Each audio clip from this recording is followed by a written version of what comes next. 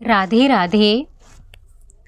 दोस्तों, इसके पिछले वीडियो में मैंने बात की थी कि कैसे काम हमारा सबसे बड़ा शत्रु है और ये हमारी बुद्धि को भ्रष्ट करता है और हमारे मन का हरण कर लेता है। यानी इसके वश में आकर उसके बाद मन हमारे कहे पर नहीं चलता, हम भ्रमित हो जाते हैं। आज के इस बहुत ही खास वीडियो में मैं बात करूंगी कि कैसे श्रीमद् भगवद गीता जी में कुछ प्रैक्टिकल वेज बताए हैं भगवान ने, जिससे हम अपने फोकस, एकाग्रता को इम्प्रूव कर सकते हैं। आज का सबसे बड़ा जो एक प्रॉब्लम है जो युवाओं में देखने को मिलती है वो यही कि हम फोकस नहीं रख पाते।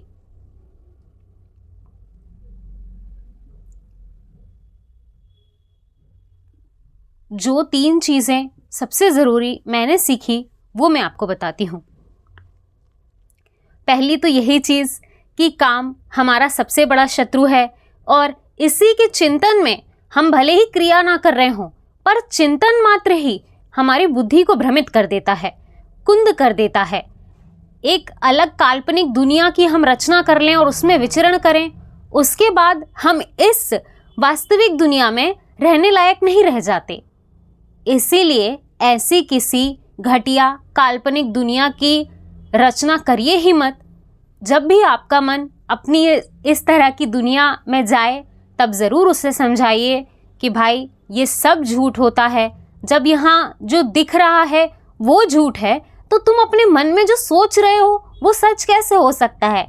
यानी यहाँ पर सब कुछ झूठ है और कुछ भी ऐसा नहीं होता जैसा हम सोचते हैं।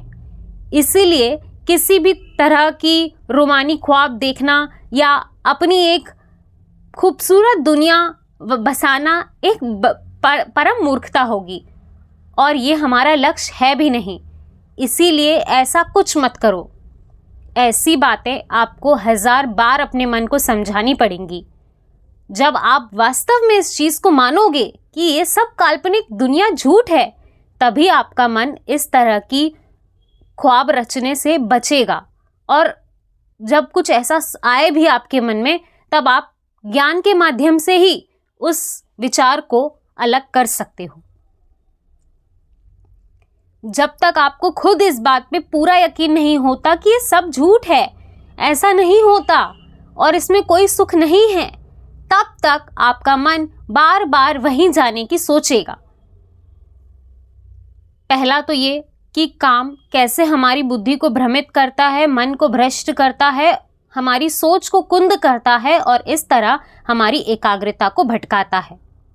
दूसरा और सबसे बड़ा लेसन जो मैंने सीखा वो ये कि आप कभी भी एक साथ सारे काम नहीं कर सकते।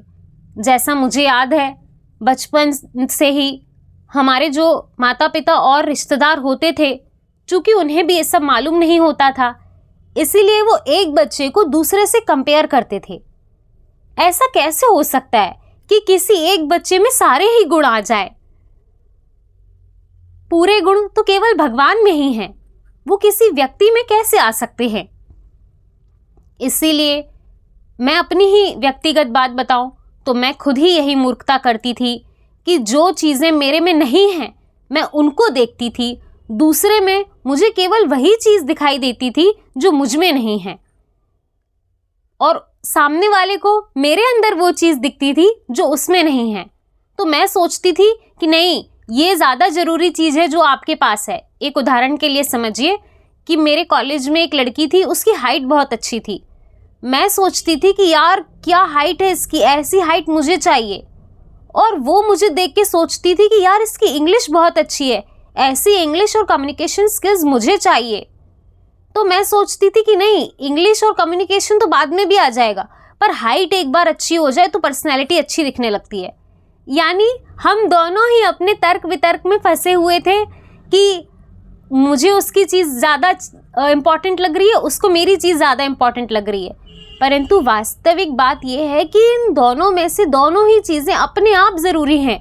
यानी अगर आपकी अच्छी हाइट पर्सनैलिटी होगी तो आपका कॉन्फिडेंस बनेगा। और मान लीजिए भगवान के आशीर्वाद से आपके पास हाइट पर्सनैलिटी ज़्यादा अच्छी नहीं भी है, तो क्या हुआ, आप अपनी सॉफ्ट स्किल से भी आपको कॉन्फिडेंस बनेगा और आप अपनी सॉफ्ट स्किल से भी कई चीज़ें कर सकते हैं। यानी हर गुण की अपने आप में कीमत होती है।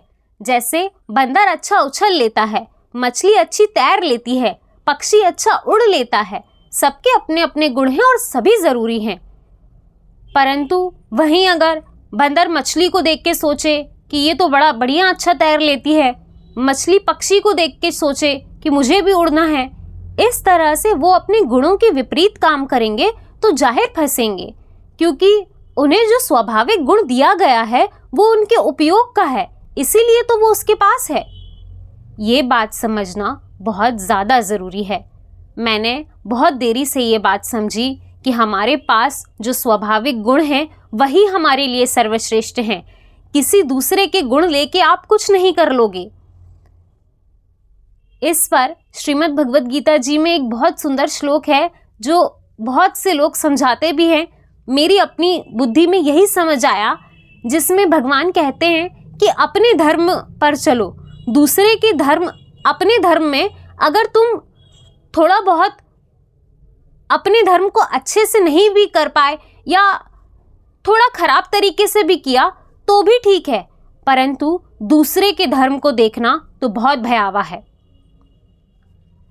यानी जैसा मैंने उदाहरण के साथ आपको समझाया कि मुझे अच्छी कम्युनिकेशन स्किल्स अगर मेरे पास हैं तो मुझे उस पर फोकस करना चाहिए। ये कभी नहीं सोचना चाहिए कि उस व्यक्ति की हाइट अच्छी है, उसकी पर्सनैलिटी अच्छी है, मुझे भी वैसा ही दिखना है और क्या करना है दिख के।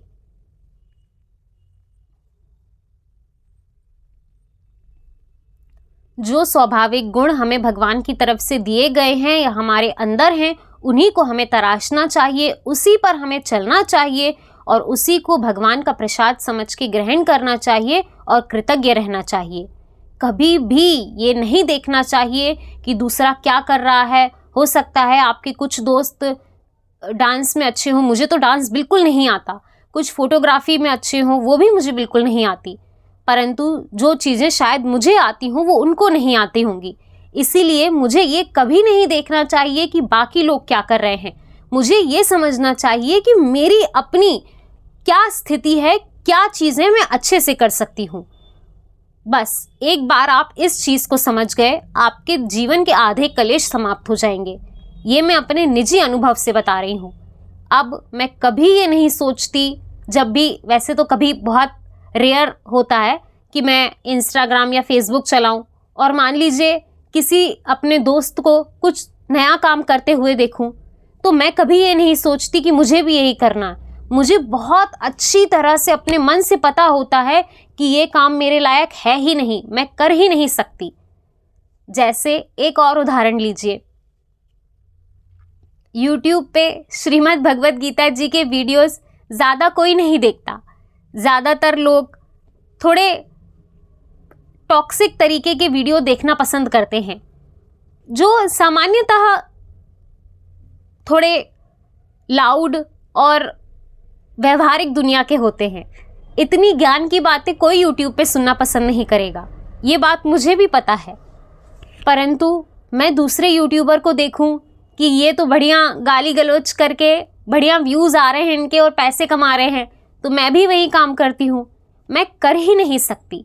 मुझे पूर्ण तरीके से यकीन हो गया है कि आप मुझे हज़ारों लाखों करोड़ों रुपए दे दो, कुछ भी दे दो, आप मुझे नेशनल अवार्ड दे दो, लेकिन मैं वो काम नहीं कर पाऊंगी, क्योंकि वो मेरा स्वाभाविक गुण ही नहीं है। मैं दूसरे को देख के 2 दिन चलूंगी और तीसरे दिन से मेरा यूट्यूब ही बंद हो जाएगा। इससे अच्छा है मेरा जो स्वाभाविक गुण है, जो मुझे अच्छे से आता है, मुझे करना अच्छा लगता है और यही मैं कर सकती हूँ। मैं श्रीमद् भगवद गीता जी के ही वीडियोस बनाऊंगी, कोई देखे या ना देखे, मुझे इसी पथ पे चलना है और मुझे कोई फ़र्क नहीं पड़ता कि किसको कौन से गलत काम करके भी बहुत अच्छी अच्छी चीज़ें मिल रही हैं, उससे मुझे फ़र्क नहीं पड़ेगा। मुझे इसी पथ पे चलना है। बिल्कुल इसी प्रकार यही चीज़ें अगर आप अपने जीवन में वास्तविक रूप से लेकर आओगे, ये बिना सोचे कि सारे लोग गवर्नमेंट जॉब की तरफ भाग रहे हैं। मेरा पहले दिन से निश्चित था कि मैं कभी गवर्नमेंट जॉब में जा ही नहीं सकती, बैठ ही नहीं सकती, ना मैं उससे निकाल पाऊंगी, और मान लो गलती से निकल गया तो मैं नहीं कर पाऊंगी, 4 दिन नौकरी करूंगी, 5वें दिन छोड़ दूंगी।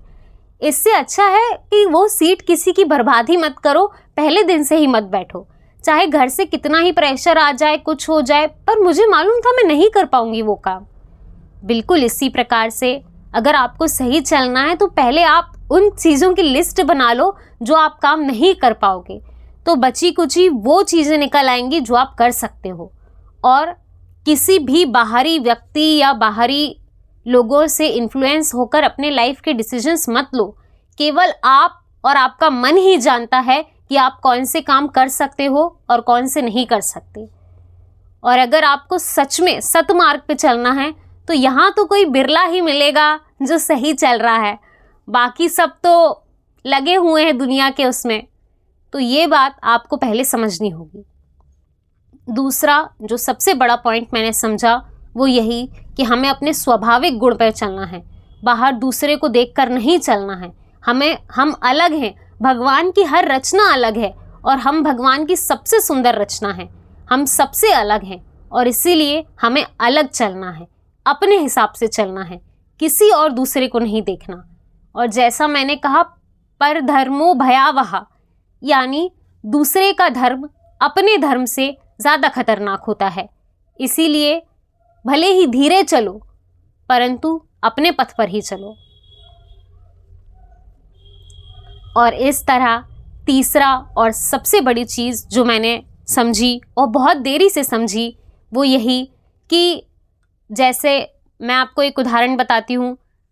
मैं ज़्यादातर स्कूल कॉलेज में कंपटीशन में हिस्सा नहीं लेती थी, और अगर किसी में ले भी लिया तो इतने भयानक प्रेशर में मैं उस कंपटीशन में उतरती थी कि जैसे बिल्कुल पता नहीं कौन सा नेशनल इंटरनेशनल गेम है या पता नहीं क्या हो जाएगा, पूरी धरती ही हिल जाएगी अगर ये गेम हार गए तो। मतलब मैं आपको मानसिक रूप से बात कर रही हूँ, मानसिक रूप से मैं इतना ज़्यादा उस चीज़ को लेकर घबरा जाती थी। इसीलिए कई बार जीत जाती थी, कई बार नहीं भी जीतती थी, पर मानसिक स्थिति मेरी बहुत खराब होती थी। परंतु अब मैं आपको अब का बताती हूँ। जब मैंने श्रीमद् भगवद गीता जी का निरंतर अध्ययन किया, अपने गुरुजनों की वाणी ही सुनी और किसी बाहरी इंसान को नहीं देखा या सुना, तब मुझे पूरी तरह से समझ में आया कि हम जीतें या हारें, खेल तो हमें खेलना ही है।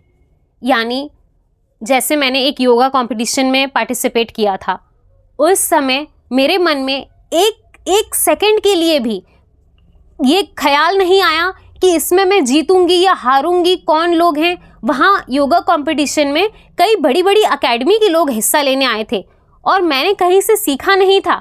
मैं ऐसे योगा क्लास जाती थी जहाँ थोड़ा बहुत योगा करवाते थे सर, किसी बड़ी इंस्टीट्यूट से मैंने योगा नहीं सीखा था।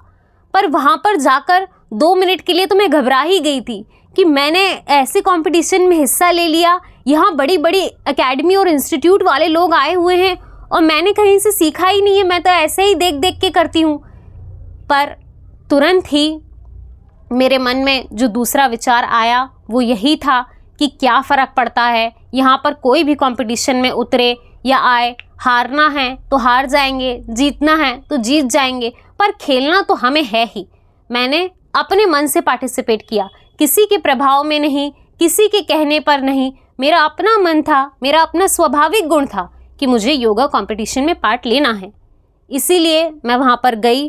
थोड़ा शुरुआत में मैं घबराई, बहुत घबराई, ऐसा नहीं था, लेकिन मन में एक ये चीज़ थी कि हारना है या जीतना है, खेलना तो है ही। वहाँ पर जाकर मैंने अपना कंपटीशन किया, बाद में मैं उसमें जीती। उसके बाद भी मुझे कोई फ़र्क नहीं पड़ा, क्योंकि आप जीत में एकदम ही फूल जाओगे तो हार में 100% नीचे गिरोगे।